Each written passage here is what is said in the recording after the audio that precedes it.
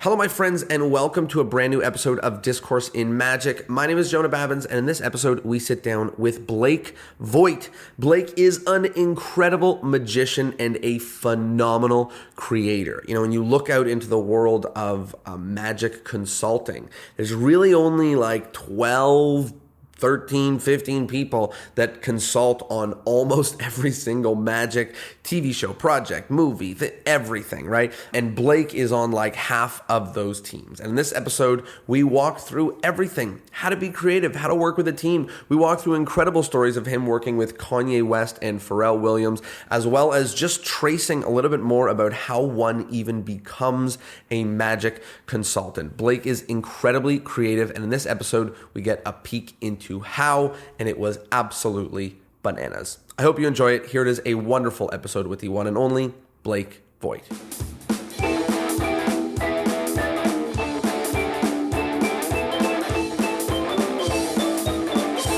Blake Vogt. Hello, Blake. How are you? Hello. Good, sir. How are you? I am doing very well. Very excited to have you here and very excited to chat magic with you. Me too. Yes, very pumped. Well, why don't we get started at the very beginning? How did you get started in magic? How did magic find you? I got started when I was 8 years old, and I saw a magician performing magic at a Pizza Hut. Amazing magician Mark Lehman, walking table to table doing walk around magic, and I'd never seen that before, and that blew my mind. So that got me bit by the bug really hard. And at the time you said, oh my gosh, I got to learn this. And you went where? Oh, good question. I went, weren't a lot of, there was a Stoner's magic store. Dick Stoner had a magic store in Indianapolis when I was growing up, like a brick and mortar shop. But before that, I honestly went back to Pizza Hut because that was like, I found, whatever it was the second Wednesday of every month. Mark Lehman was walking around from 6 to 9 at Pizza Hut. And so every month I kind of convinced a different family member to take me to Pizza Hut in Lebanon, Indiana, where I grew up. And then eventually somewhere along the way, he started recognizing me as being the kid who was just absorbing all this. And then I realized he told my parents, he was like, yeah, well, on the first Wednesday of every month, I'm at the Pizza Hut in Frankfort, Indiana. On the third Wednesday of every month, I'm in Zionsville. So I'm not kidding, man. For like a year, I had Pizza Hut every Wednesday. It's like the weirdest extra after school curricular, you know? That's where I learned magic, just watching him. And he was super nice to me and ended up becoming like a mentor figure for me to ask questions to and advice. But for my 9th birthday, my parents surprised me and hired him to do a 1-hour magic show in my family's garage with everybody. And I sat front and center. And that 9th birthday, family members bought me magic kits and books. And from that point to this day, it's been over. Like that awesome. Was it. Yeah. It's like they don't know that like for your 9th birthday, they're all just giving you heroin. You know, they're giving you that's different. You're like, exactly what they did. You've screwed me up. Yeah, I'm definitely with that. Okay, so that's really cool. You were a Pizza Hut enthusiast, and then got a bunch of magic. And then I am really curious, what was sort of the first magic community that you made your way to? Or was there a lot of like magic and solitude that was going on with you and books and things like that? How did you really find other magic aside from him? Great question. Magic community was just him and solitude. Like you said, I grew up in Indiana, and I grew up with a ton of allergies. And so I grew up surrounded by farms, soybeans and corn. And so my brother and my cousins and my friends were outside. And a lot of times I couldn't because my allergies were so bad. My throat would close during certain seasons. So I stayed inside. So I played with cards, read books, practiced, watched, VHSs back then before YouTube and DVDs. And then magic community, the first feel for magic community was probably when I was in college. I started connecting with magicians online and messaging with them and started sharing ideas and videos. And the first person I connected with before he got magic famous was Kalen Morelli. And I had heard from a few people his name, and he had heard my name from people, and so we messaged on Facebook, and then we started what was it Skype. We would Skype like every night for an hour or two, just jamming Magic for a long time before we finally met at a Magic convention. And that's when I realized Kalen Relly's like 7 feet tall, and we'd never met in person. And then Magic conventions later in college became my Magic community. I would drive days to get to a Magic convention to sleep in somebody's room on the floor, or Magic conventions became the Magic community quickly for me, which was awesome. Wow. It's really exciting that that you connected early on, especially online, with other people that were like really doing the same thing. Yeah. It's so fun to have obviously interviewed different people and hear about the different ways that people connect. And I think we are in the same generation of like, it was online, like you can only go to your local Magic shop so many times before you're like going online to find Yeah. more Magic and other people. Great point. Yeah, it's amazing now. I wish it was like this now then. But there was something to I guess you had to work so hard for it back then, that when you finally connected with somebody and or got the dial-up connection to work, it was like a miracle. And now it's so easy. There's a story that I know that exists that was alluded to by Jonathan Boehm about you deciding to get up out of a class and get serious about Magic. And I obviously only know a little bit about it, and I want to hear a bit more, but we're really interested in this podcast. I love the idea of, not only Magic being something that people can pursue, but also people pursuing it in unique ways, right? Yeah. Not just performing. There's so many different other things you can do. So paint us a little bit of a picture about how and when and why you said, you know what, I can take this for real. What actually went down? Great question. I just listened to JB's interview with you, which was amazing. And I gathered that, and he's the best in the world at talking about how to make Magic a career in different ways. And I'm grateful to him that he's created some of those ways for me. But it all started I don't know how to get into this, but it wasn't when I was 8 and became obsessed. I didn't say I want to be this. I just wanted to do Magic. I didn't care what that meant. And so I was exposed to Magic from a restaurant magician. So in my mind, that was the pinnacle. Like, how do I become that? So in high school, I became a restaurant magician. So in high school, every Monday for 3 years from 7 p.m. till 10 p.m., I walked around doing Magic at an Arnie's. The Pizza Hut was taken in my hometown. And I was just doing so much. I just was a repeater when it came to Magic. I would buy a trick, learn it, and perform it exactly that way. And then the older I got, the more personality I got, the more I felt how that didn't fit. Like if I did I can't think of a Gazzo joke from a 17-year-old walking around at a family kids night at a restaurant, it was like, maybe I shouldn't be saying that. So I slowly started to make the tricks that I had learned my own. And then I'm so obsessed with paper and origami and building things with my hands that I started getting gimmicks, and I would be like, I think this might be better if I did it like this. And that's all I was doing. And then when I started to go to these Magic conventions that we talked about, I was showing people my versions of things. Like, that's how I saw them. I was like, oh yeah, I took that thing and I tweaked it a little bit for myself. And then it got to the point where people at conventions were like, this is new. And I was like, no, this is just my version of that thing. And people explained to me, like, everything new is a new version of an old thing. That's what that is. And so I was not creating to sell Magic. I was not creating to become an inventor. And then in college, a friend of mine and I, Kelvin Chow, who's an amazing magician, and I went to the same college, Purdue University, and they did not have a Magic club. And we went to the front office and we were like, how do you start one? And they were like, you just tell us and and then you have it. And so we started the Purdue Magic Club.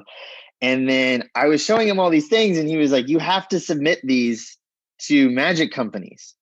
And so he was the one who convinced me. We filmed each other. He submitted something to Theory 11, and I finally submitted something to Theory 11. And I sent the video to their submission form at like 10:45 a.m. because I had an 11 a.m. class.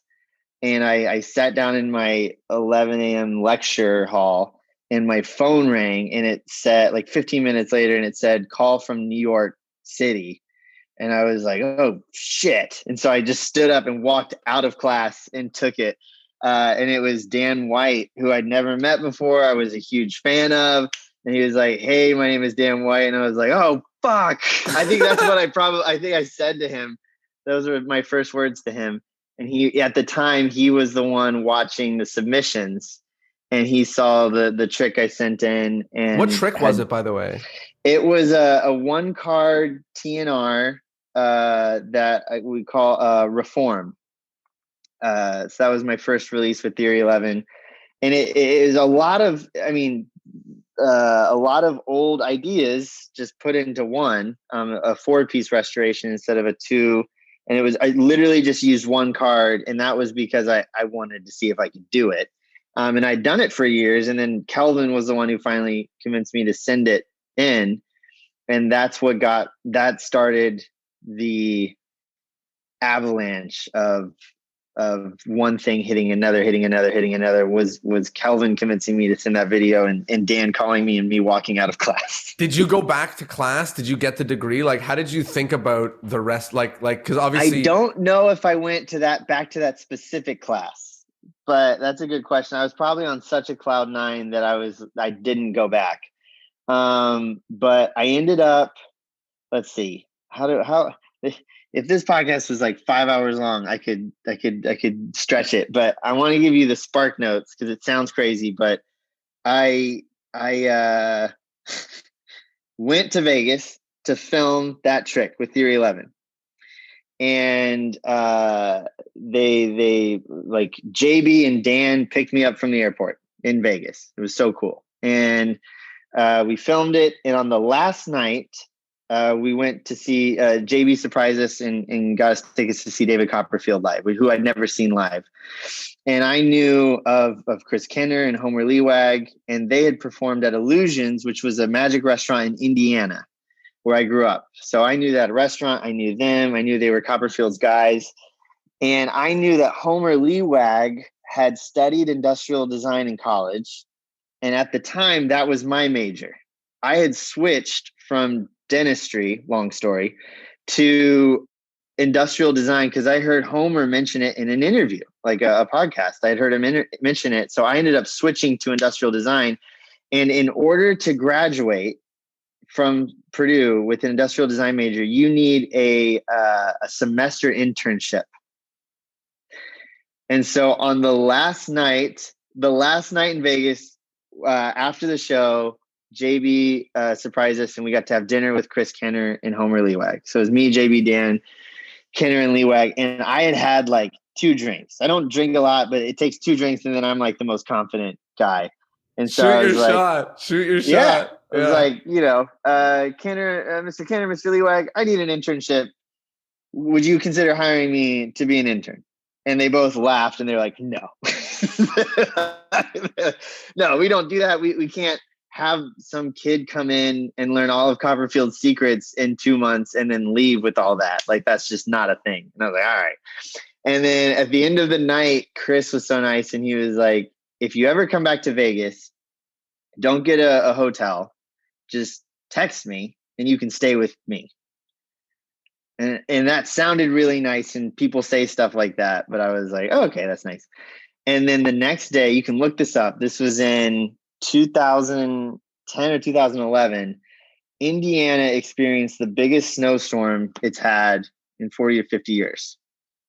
And all flights in and out of Indiana were canceled. Oh my God. So I was in Vegas and I had no money. And so I could either call my parents and beg them for money to stay in a hotel. I could call Jonathan Boehm or Dan White, who I had just met, and be like, hey, or I could call this guy who gave me his number who said I could stay at his house. And I was like, screw it. So I called Chris or texted Chris, and he was like, I'll come pick you up right now. So Chris let me stay at his house that night, and we stayed up to like 2 or 3 a.m. talking magic, and it was insane. It was like jamming like times a million levels that I'd ever jammed on before. For the next 4 days, Jonah, every morning I woke up to an email that said, your flight has been canceled. So I showed Chris at breakfast. I was like, I'm not making this up. Like, I can't. He was like, all right, then you're staying another night. And by like the second or third night, he was coming home from work with David Copperfield being like, we're working on this. Do you have any thoughts on this? And it was just like a different perspective. And at the time, Kalen Morelli was in town too, and we were both like jamming with him. And then like I feel like the last couple nights it was just me there. Kalen finally was able to go home to Oregon at the time where he was living. But it was just so crazy. Mother Nature had forced this opportunity, and Chris really. But on the last day when he went to drop me off at the airport, finally, he said, I talked to David about you, and we can't offer you an internship, but if you drop out of school, we'll hire you full time. What a crazy moment. Oh my gosh. So I got home and I told my parents about it, and they were like, you got to drop out of school. Oh my God. Good. Thank God. Thank They were God. awesome. That's Yeah. awesome. Wow. So I did. I dropped out, drove to Vegas, and that's how that happened. All from a phone call that I took by walking out of a lecture class. That is insane. Wow. What a crazy, crazy, crazy story. Even better than an internship.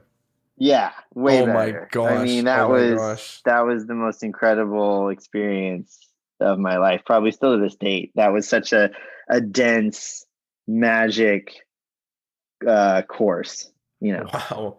So talk to me a little bit about, the journey and what went on there. You started to realize you're there now working full time for David, and maybe maybe you can talk a little bit about what that was even like. But afterwards, like, what do? Like you got a funny looking resume, like submitted a trick, worked with David, like please hire me. Very lopsided resume. Yeah. So talk to me a little bit about working with David, and then how you thought about like what you even do from there. Well, leading up to that, again, ever since I was a kid, it was just, I want to do magic. It was never like, I need to be a performer. I need to be a creator. I just love magic. I need to be working on magic. That was, I was on academic probation at Purdue, and because I was pre-dental, and because I thought that's what I needed to grow up to be, was a dentist, even though I love magic. I thought that was more socially acceptable. And my grades were just not reflecting of that. I didn't party, didn't drink the first 2 years of college. I was studying and I was failing. And I went and saw a career counselor, and she said, if you woke up tomorrow and the idea of money did not exist, what would you do from when you woke up to when you fell asleep? And I said, I'd play with magic. And she said, you're in the wrong major. So that's what, and then I told her about this guy, Homer Lewag, who had heard an interview about.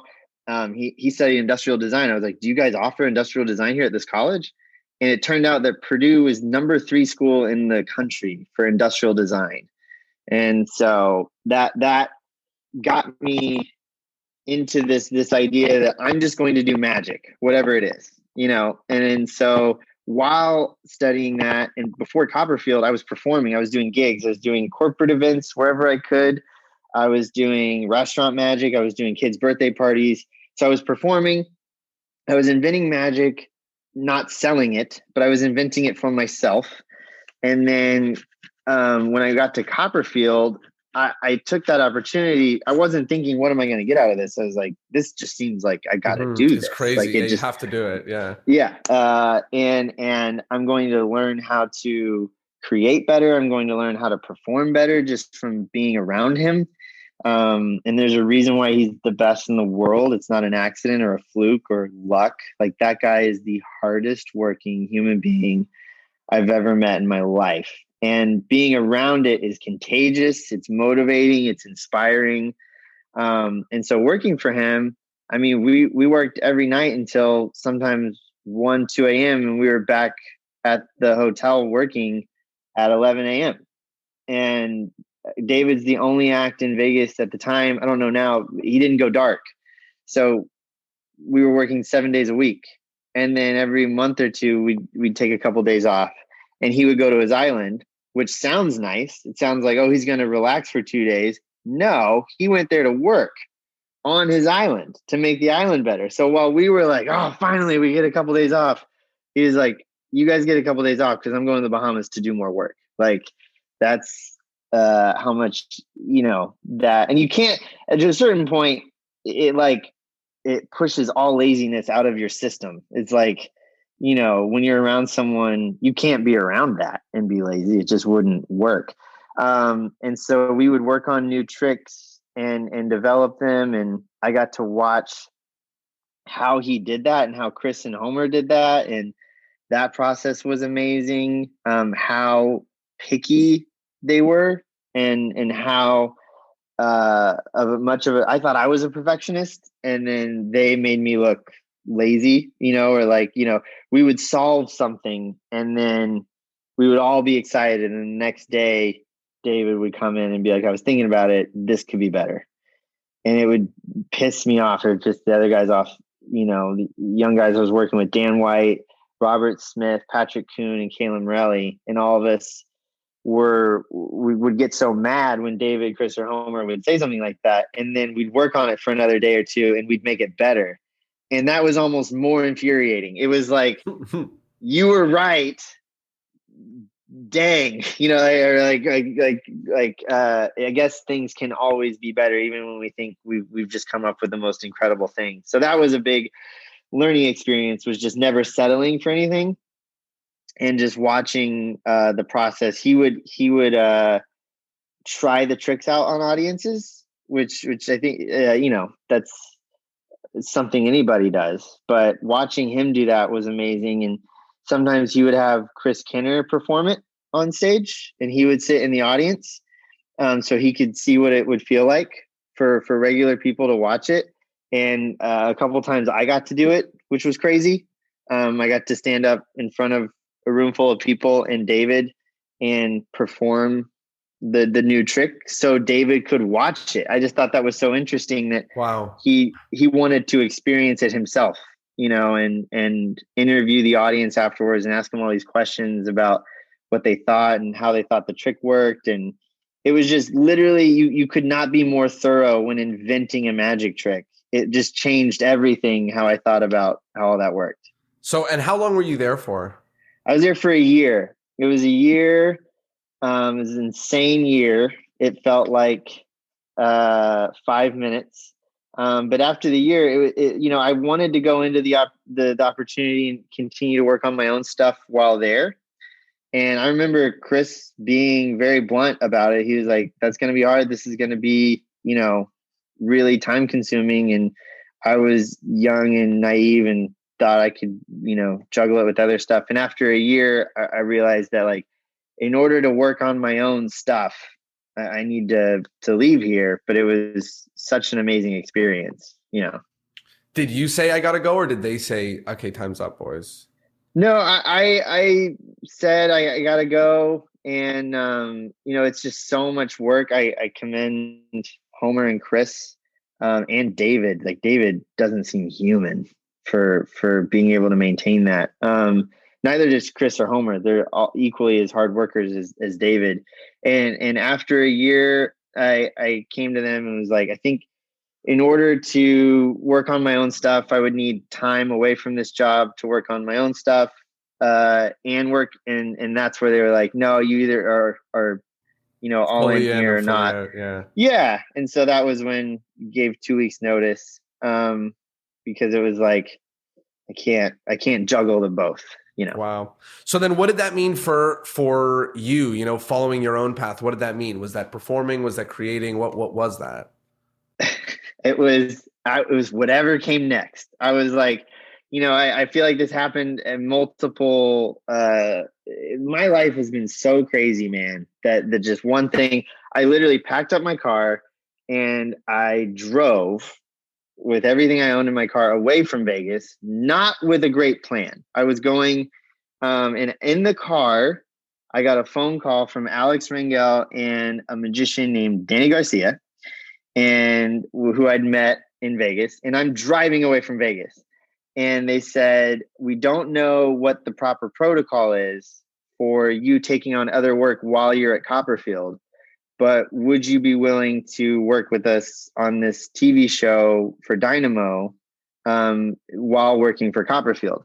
And I was like, guys, everything I own is in my car, and I'm driving right now. And I was not a good negotiator or poker face. I was just like very blunt with both of those guys always. But I was like, I have no job right now. I am jobless. I would love to do that. And so instead of driving back to Indiana, I changed my GPS to Houston. And I drove to Houston, Texas, and moved in with Danny Garcia. That is crazy. It's so crazy. I can't make it up. That's how crazy it is. Gosh. What a crazy story in the car. Oh my gosh. And then you started working on Dynamo's show. Yeah, I moved in with Danny and worked with Danny Garcia, Alex Rangel, and Rico De La Vega on Dynamo season 3. We worked some in Houston, and then we ended up moving to London for 6 months and working on that. And that was like a whole other crash course. Whatever I thought I had known before got blown out the window with Copperfield. Yeah. And then it's like Dynamo, like TV magic. I got that. And then I'm watching Danny and Rico, the best in the business, and Alex, and I'm like, oh, I don't know anything. Like, this is. And then we got back from London, and I'm hanging with Danny in Houston. No idea what to do next. And a guy called Danny named David Blaine and was like, I need you, because Blaine and Danny work on almost everything together. And Blaine said, I need you for this next special, and I need you to put together a team, whoever you want. And Danny was like, you want to go to New York? And I was like, yep. And so we moved to New York, and I lived on David Blaine's couch for 6 months working on Real or Magic with Alex, Danny, and Rico. So this is like 2 straight years. You got a phone call in a college lecture, and you got up, and then the next 2 straight years, absolutely insane. Dude, and all of this because I told Copperfield I'm leaving because I want to work on my own stuff. And then these other opportunities came, and I didn't, I wanted to not, I don't know. I just didn't, it would seem like too good of experiences to give up.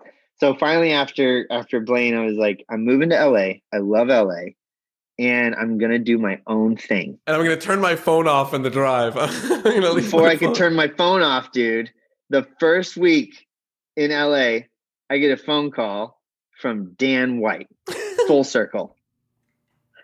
The New York number. No, Dan, it says Dan at this point in my life. And Dan calls me, and he's like, I just got a TV show, my own TV show, and I want you to be the head of magic for it. And I was like, dude, I just moved to LA. I'm not going back to New York. I'm doing my own thing. And Dan was like, we're filming in LA. I was like, fuck. All right. So then my first project in LA, which was amazing, was working on Dan White's magic special or TV show called White Magic for Discovery Channel. Wow. And then did you get to work on your stuff? Yeah, but I mean, while all this is happening, once I got to LA was when I started getting to do gigs. I made really cool connections with people out in LA, and Justin Willman was one of my first friends who I'd met at the magic conventions when I was younger. We were talking about when I was in high school and college. I ran up to him and I was like, hey, can I show you all my tricks? And he was like, sure.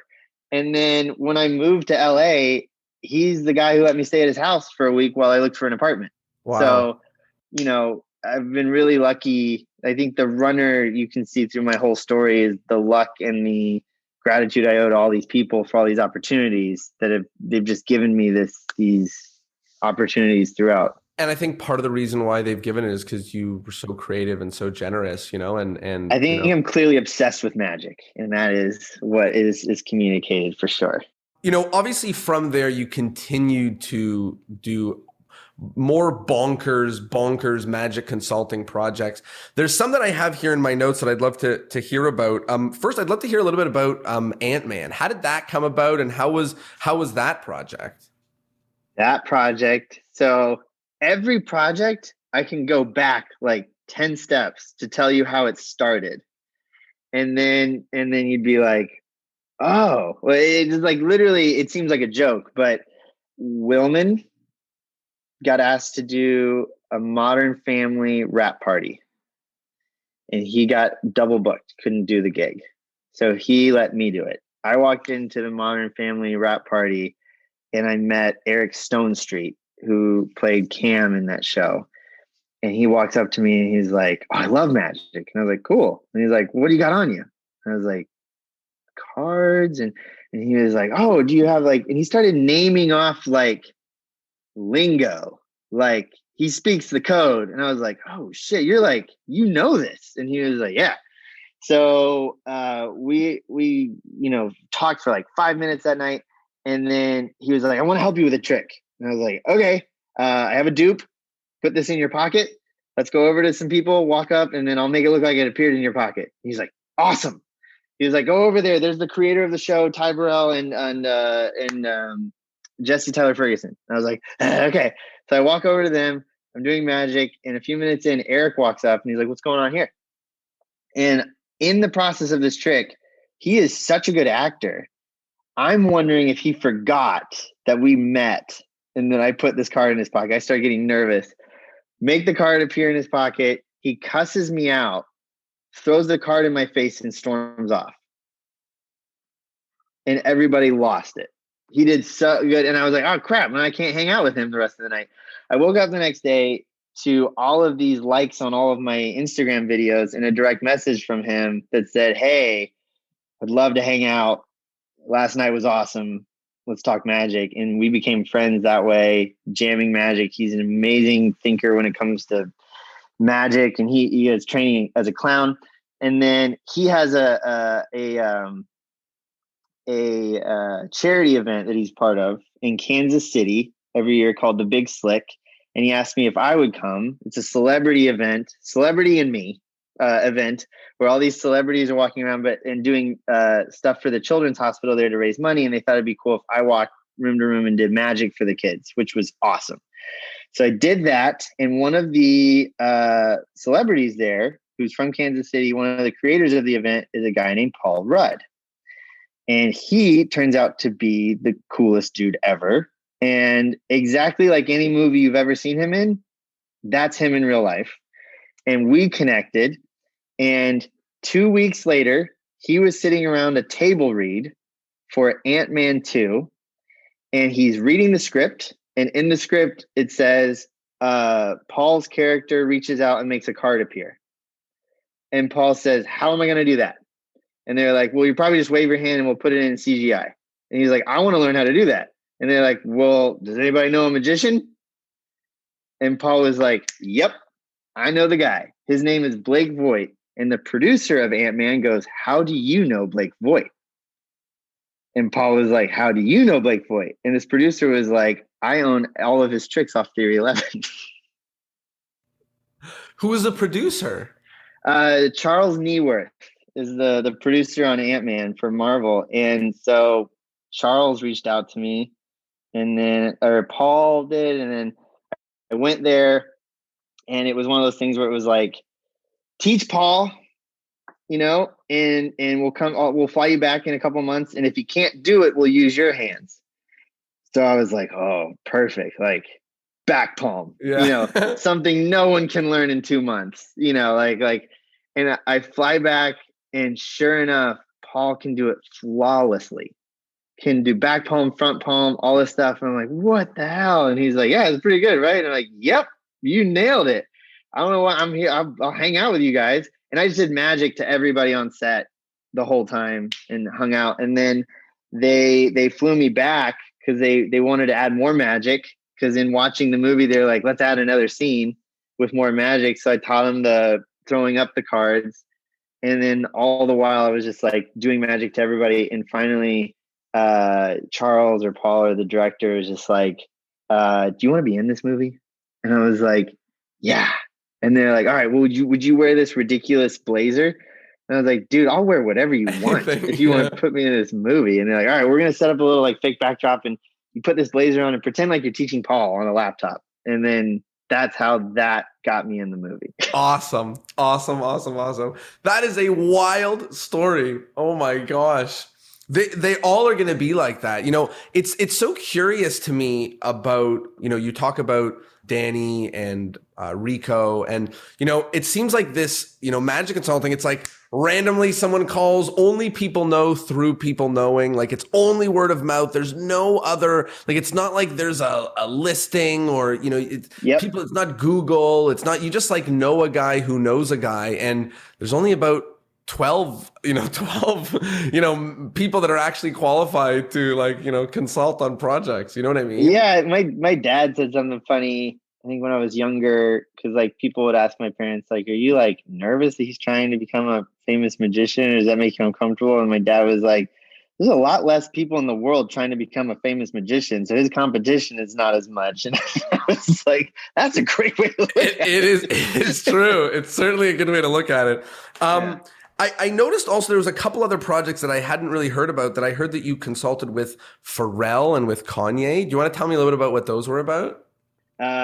Same crazy scenario. I can go back as far as you want, but Kanye was in LA and all through Dan White. So Dan White was new Kanye, and that's the whole story, which is crazy for Dan to tell. But and Kanye wanted Dan to come consult on the Yeezus tour and just watch the show and just throw ideas at him. And that was an insane experience. And it was in LA, and so Dan was so dope and was like, will you come with me, and we can both work on this? And I was like, yep. So we walked in. This was like a week before the Yeezus tour started, and they had nothing.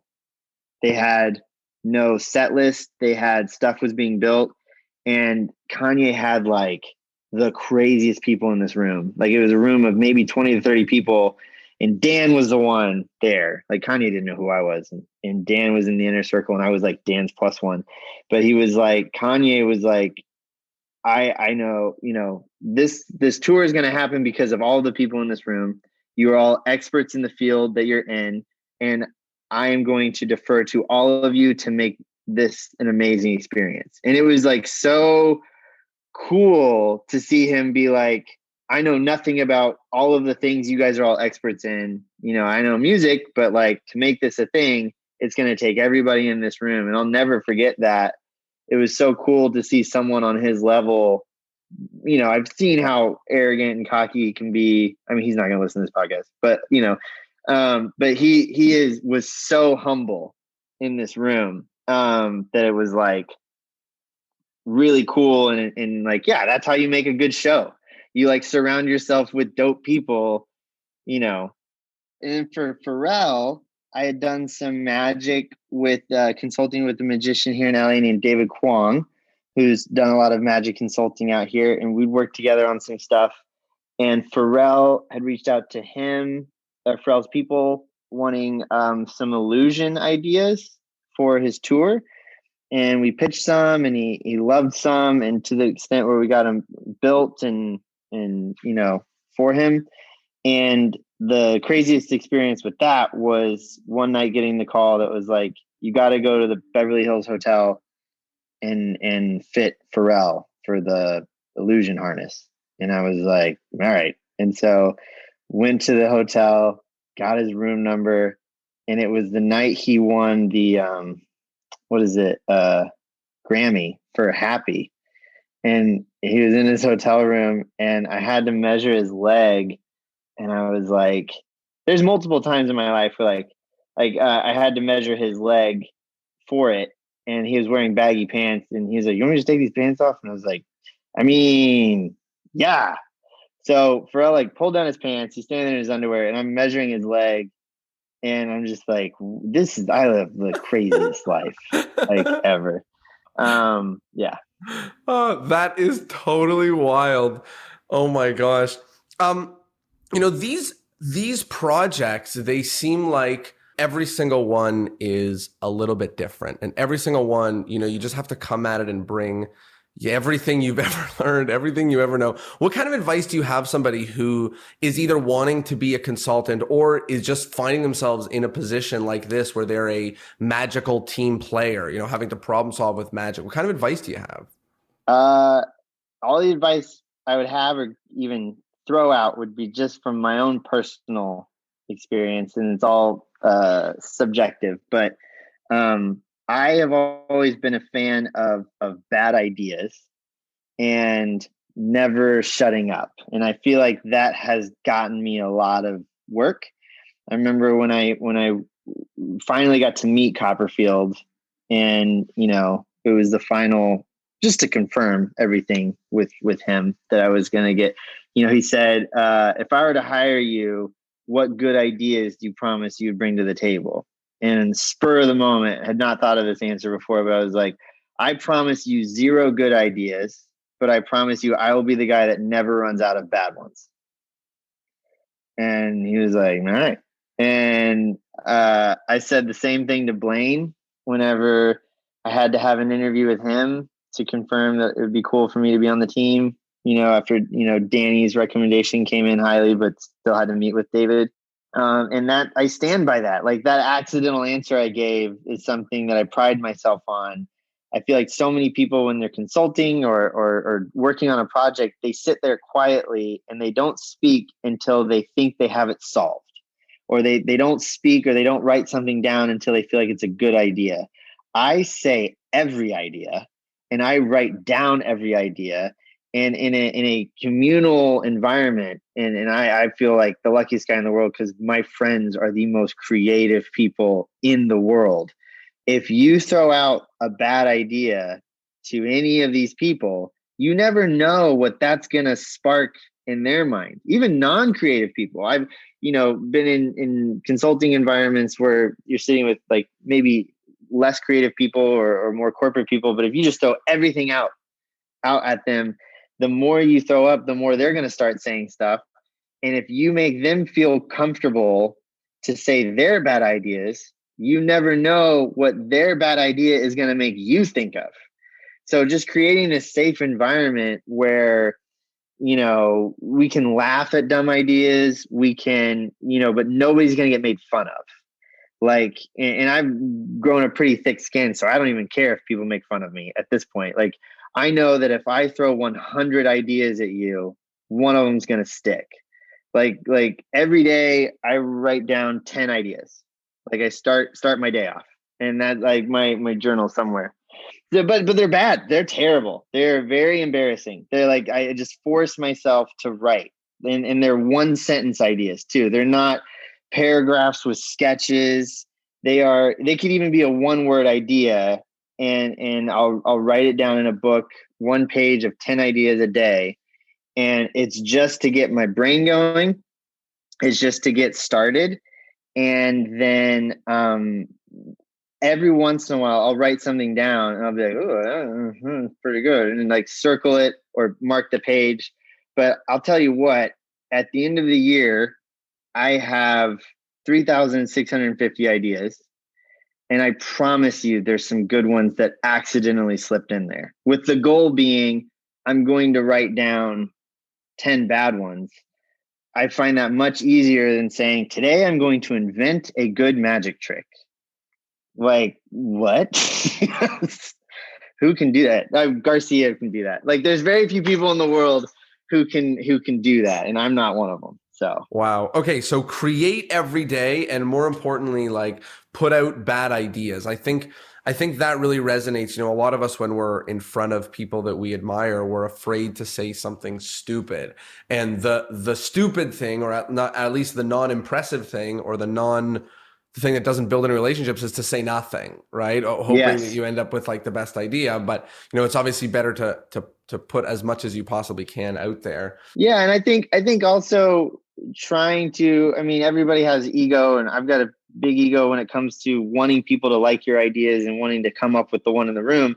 But the more you can push that to the side with the bigger picture in mind, like especially when you're working on a team, with the goal being the best trick possible, not the goal being for it to be your idea. Right. It changes the everything. And that's why I feel lucky to have worked on the teams I've worked on, because the vast majority of them have been rooms full of guys who don't care. I mean, we all care a little, but like we Yeah. care more that That it gets done. and that it's as cool as possible. Like if Dan or Kalen said something that was better than my idea, I'm not going to sit there and try to convince them they're Fight. wrong. I'm going to sit Yeah. there and be like, that's way better.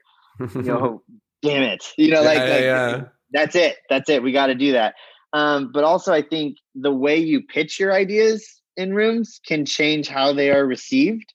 I very, very rarely come up with an idea and feel like it is the solution. So, but I feel like some people have been in rooms where they're like, this is it. Here's the idea. Here's how we're going to solve everything. And you're already like, all right, it better be good. Right. But I start most of my ideas with wholeheartedly how I feel. I'm like, okay, this is not it. But how about this? Or I'll say, all right, this is a dumb idea that we will not use. Right. But what about this? And it's because I'm trying to just get it out there. I'm trying to have everybody hear it and process it. And every once, like most of the time, 90% of the time, people are like, you're right, that was dumb. But that made me think of this. Like, what about this? And I'm like, yeah, what about that? But every once in a while, I'll say, now, this is not it. What about this? And then somebody in the room would be like, what do you mean this is not it? That's clearly it. That's what we're going to do. Right. But just starting from a standpoint of trying to pitch your ideas to people and pitch your ideas to, bigger and more famous people like Copperfield, that helped me to be more comfortable to say things. Cause I would say like, all right, Mr. Copperfield, Dave, like, here's a dumb idea, which is what I promised you. It's like, here's one, and then, like I said, good ideas slip through the cracks, or more times than not, a series of bad ideas leads someone to the correct solution. Even if it's yourself, even if you're not able to be on these mega teams of these crazy magicians like I've found myself in, if you're sitting at home by yourself, instead of trying to only write down the good ideas, write down the bad ones. Just that way you have a page or a board full of all these thoughts, because you never know what 10, 15 minutes later or a week later, when you go back and see that bad idea, what it might make you think of. And then you're on your own team in that way. Or also, 10 and 15 years later, and that really does happen with this, where, half the time what's going on, and you can correct me if I'm wrong, and I'd love even some more context on this, but half the time what's going on is, let me come up with a brand new idea, but I assume more than half the time what's going on is like, we did something just like this and we can totally, twist it a little bit. Yeah. Or we almost did this, right? We almost did this and it got canned, but here we could definitely do this.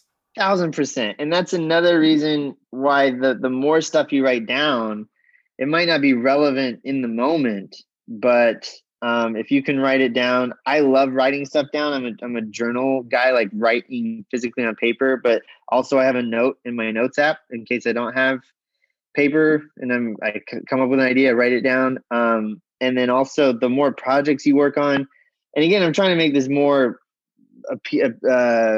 apply to more people, but like the more tricks you work on yourself, even, like if you write down an idea or even a trick that you thought of at one point, you'd be surprised when you show up to a gig and they're like, we need something like this. And you're like, oh, I kind of worked on something like that before.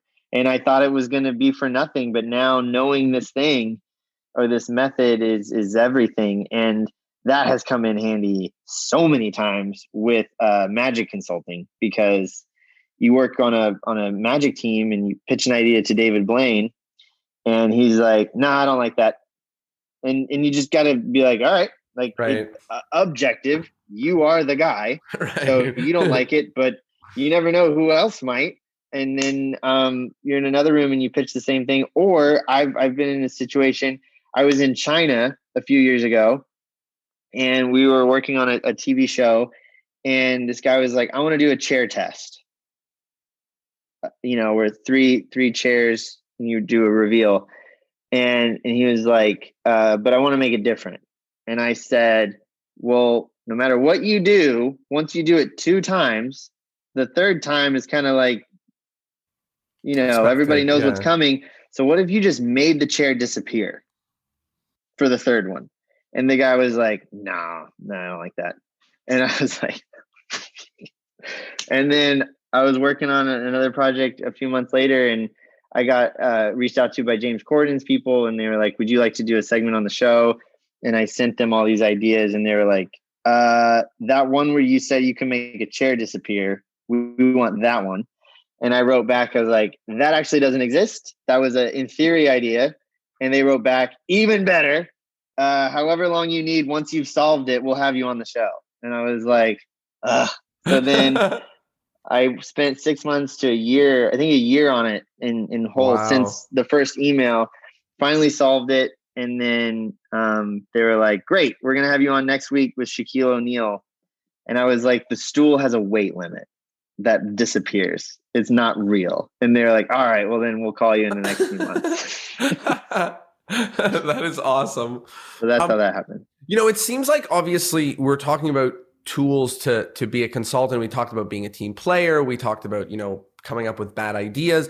But it seems like, part of at least some of your creations, especially the ones that you've put out into market, are actually physically, interesting builds, that they're structurally put together in unique ways. Most of them are not loose ideas. They're actual, like, very unique. You had mentioned the word origami and things like that. How much of this creation is, what you were talking about, coming up with 10 dumb ideas, and how much of it is you poking around in the workshop and folding and gluing and things like that? Like, where do these actual physical solutions come from? Or are you envisioning, these physical folds or twists or whatever?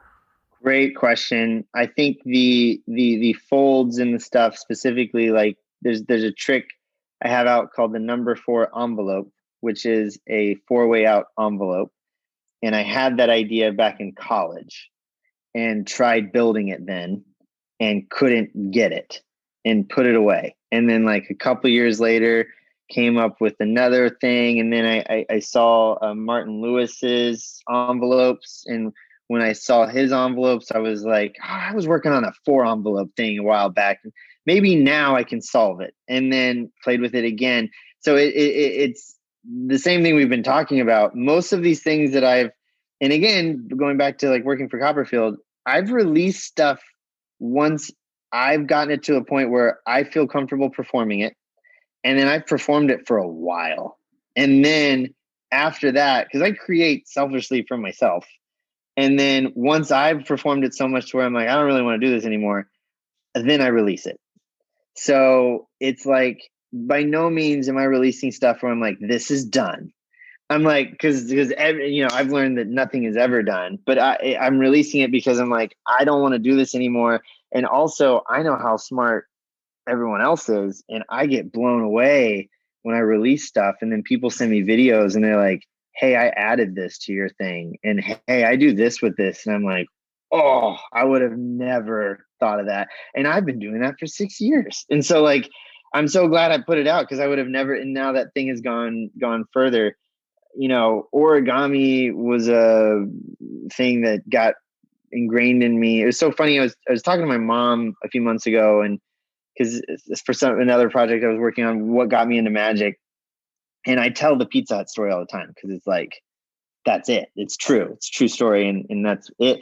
And I was telling my mom, and my mom said something interesting. She was like, "You've always loved magic, even before Pizza Hut."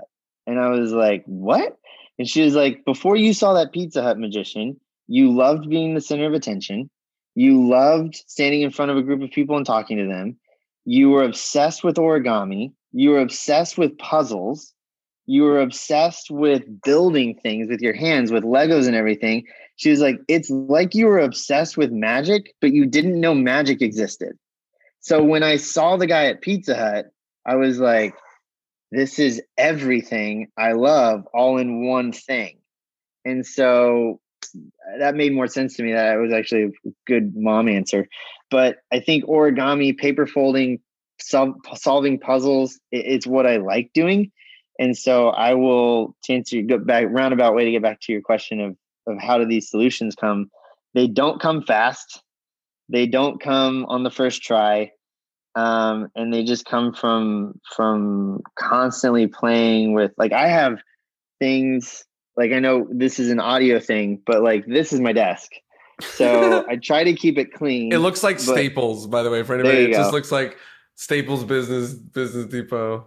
But there's like 3 or 4 ideas here that I'm currently playing with, that I've been playing with, and they're the ideas for the week. They could get solved this week, or they could get packed away in a box in a drawer and then solved another time. But it's just, I always love playing with an old stuff, because you never know what will get solved that week. And, I'm asking this sort of sillily on purpose, but you just like spend hours just fiddling, like, is that it? You're just fiddling and folding and going, it didn't, whatever, like, I am a professional fiddler, tinkerer. Like when I worked with Copperfield, with Dan and Kaylin and Patty and Bob, we called ourselves the Tinker Boys, because we were just like, we'd sit around and tinker with stuff until we figured something out. And it's such a cool feeling to finally figure something out. And you kind of, once you experience that, it's, you talked about what you said, like, my birthday party, when everybody gave me all that magic, it was like everybody gave me heroin. It was like same kind of feeling when you first solve something. It's like, it takes, work really, really hard for it. But once you know what it feels like to kind of be like, oh, I think I did it. Like, then you can never not remember that feeling. And then you kind of want it more, I guess. Talk a little bit about making things your own. I think this is a challenge that a lot of magicians face, and it's also something that you can do in many degrees. You can make it your own by changing a joke. You can make it your own by changing a script. You can make it your own by just using the loose idea of the trick. You can make it your own by it being something that you've created from the ground up. What's your take on it? How do you feel most comfortable? It seems like you want to actually do, you don't really feel comfortable doing 10%, Blake, 90% someone else. How do you decide, when you're comfortable with what you've done with it? Oh man, I don't know. That's a good question. The longer I do magic, the more, or perform, I guess, the more I feel like I know what I want to be perceived as when I'm performing.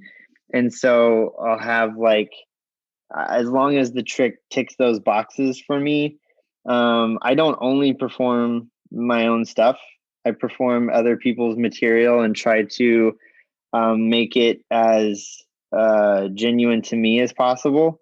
The longer I'm in magic, though, the more comfortable I do feel only performing my own stuff, just from a, like, representing myself out there in the world whenever I'm performing, like, and because I know I can, and I know that I have smart friends that can help me work on my own stuff, that at a certain point, me performing other people's stuff, I feel lazy, because I'm like, this guy created this perfect thing, and instead of me working on my own, I'm just going to do it.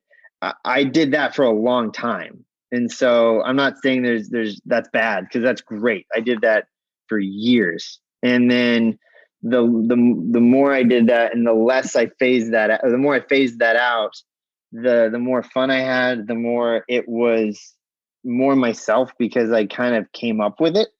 Okay, I have one more sort of big question, and then we have the wrap-up questions. My big question is about magic on TV. You've had the opportunity to not only consult on a bunch of specials, but also perform on some of the biggest stages for magicians and entertainers. AGT, Ellen, Fool Us, Wizard Wars. Like, all of these things are humongous stages, and you've done quite unique magic, sometimes tricks that have never been done ever by anyone ever, or anything even remotely like them on those stages. And it takes a lot, like you talked about, checking boxes to decide what sort of magic you do. There's certain boxes that you obviously want to make sure are checked when you're doing magic for TV. And I think as time goes on, there's more things like AGT and Fool Us and, you know, all these different shows, and there's more magicians that are getting these opportunities. So what kind of advice do you have for a magician who is putting together a trick either for the first time or reaching into their, their repertoire or whatever? What kind of advice do you have for putting together magic that is not just TV ready, but specifically this sort of like TV stage environment, you know, that we are keep seeing so much of? What kind of advice do you have for magicians putting magic together for that? Oh man. Just, speaking from my own experience, I think the more you absorb and the more you take in, the better equipped you are to create for that medium.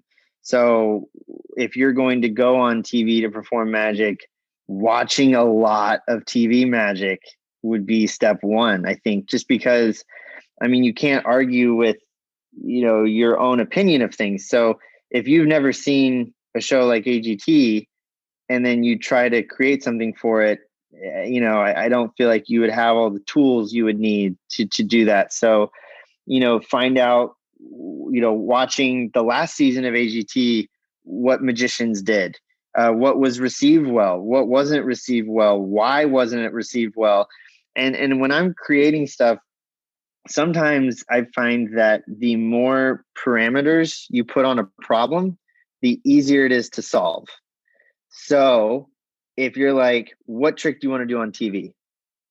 I'm screwed because I have no idea. But it's like, what trick do you want to do on AGT? Okay, that's more information. We film, this is, here you go. Here's a specific example. Ellen. What trick do you want to do on, would you want to do magic on Ellen? Yes. Okay. Now we know it's Ellen. It's in 5 days. That's what I found out, this past time. So I knew, okay, in 5 days, I'm not going to do a trick that I haven't done before because I want to look comfortable on TV doing it. And it's a 5-day turnaround. So that narrows my list down.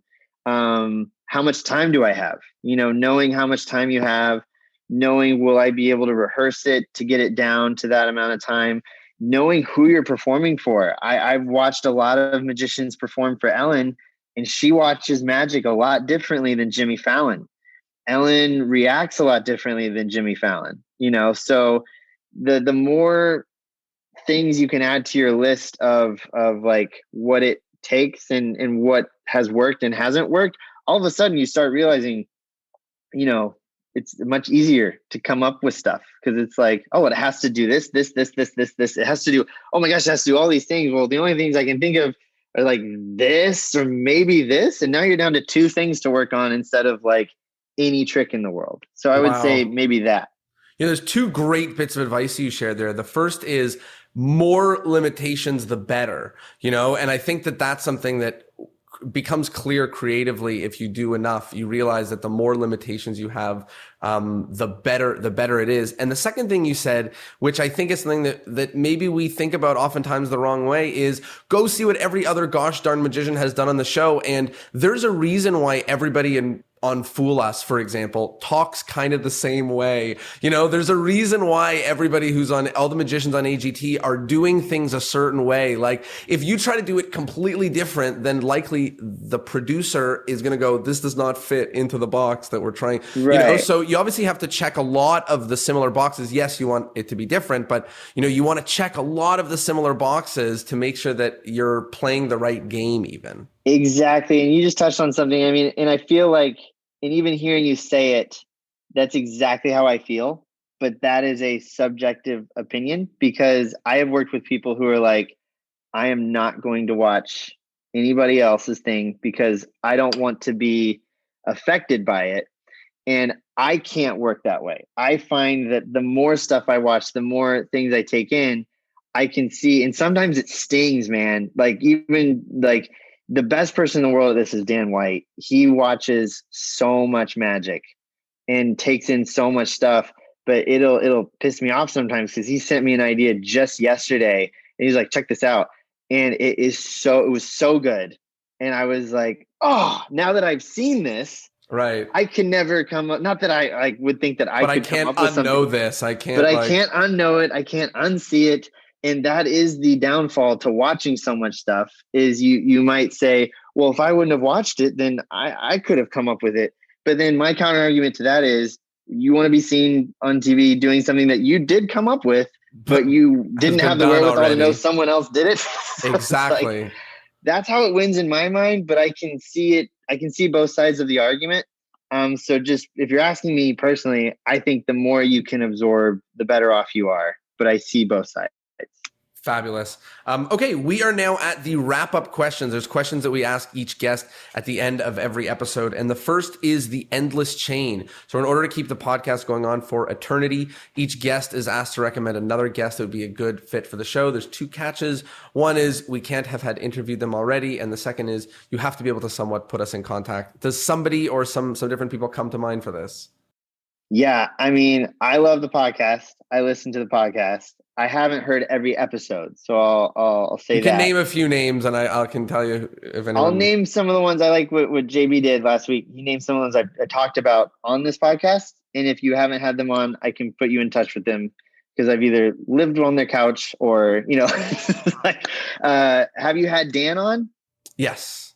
Okay. Have you had Kalen on? No, that would be fabulous. Oh, that's dude, a fabulous one. He is one of the most interesting human beings alive. And if you talk to him for 1 hour, so much crazy stuff will come out of his mouth that I'm excited to listen to that episode. Perfect. That's a fabulous one. That would be great. The next question is about modern magic. So what's one thing in the world of modern magic that you like and one thing in the world of modern magic that you don't like? Oh man. I know you asked this at the end of everyone. I didn't think of my answer beforehand. I like, we were talking about, and I feel like I'm stealing JB's answer, but I like how much stuff is available, like now for consumption, for learning, for viewing, like the ability to reach out to other magicians, like from a modern magic standpoint. Every week there's a new YouTube video of a magician doing a trick on TV or on a competition show or, a new magic trick coming out. And I love being able to watch all that. And I feel like this seems like an easy way out, but that is also what I don't like, because now that there's so much stuff out, it becomes very hard to sift through it all. And I feel like whereas I used to be really excited when a magic trick came out, now I don't get I don't feel the same excitement.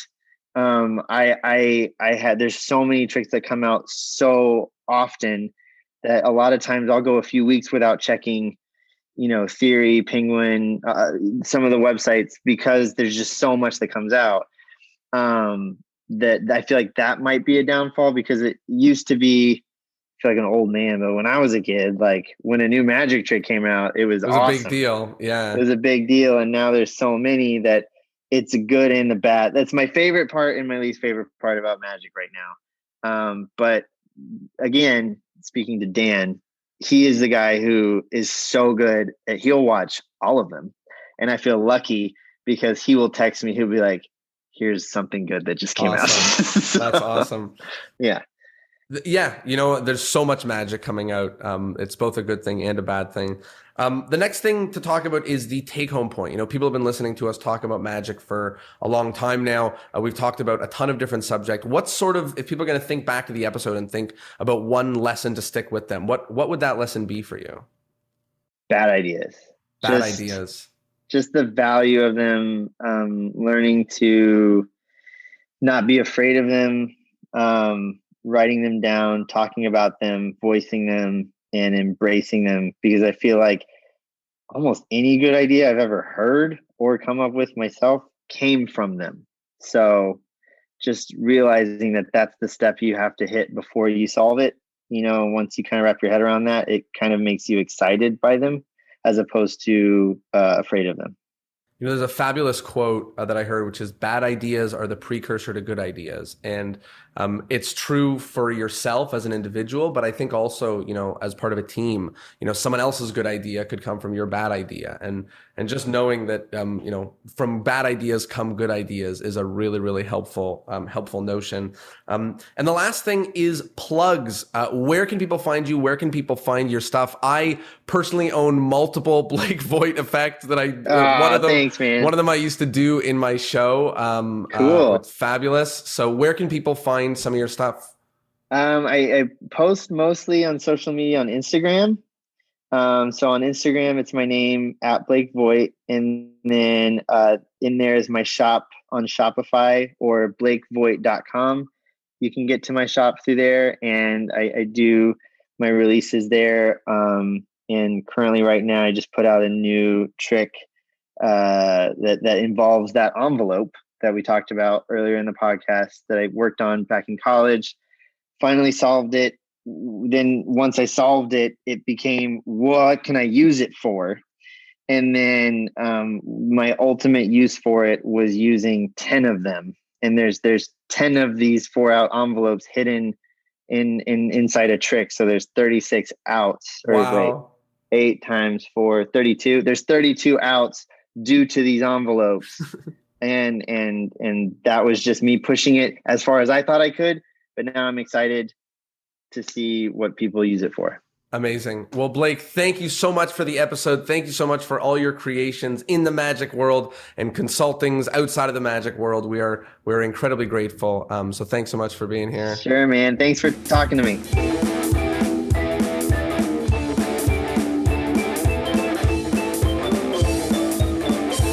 Well, there you have it. I hope you liked the episode, and I hope, of course, that you learned something. Aren't you excited? Aren't you jazzed? I feel like I want to go do magic for Kanye West or create some sort of origami. I don't know what. But that was an awesome, awesome conversation, and I am thrilled that you got a chance to hear it. Now comes the best part. You get to tell your friends, tell the world, tell everybody about this incredible conversation and everything that you learned. Thank you, as always, for being here. It means the world to be in your ears, and I'll see you next Thursday. Peace.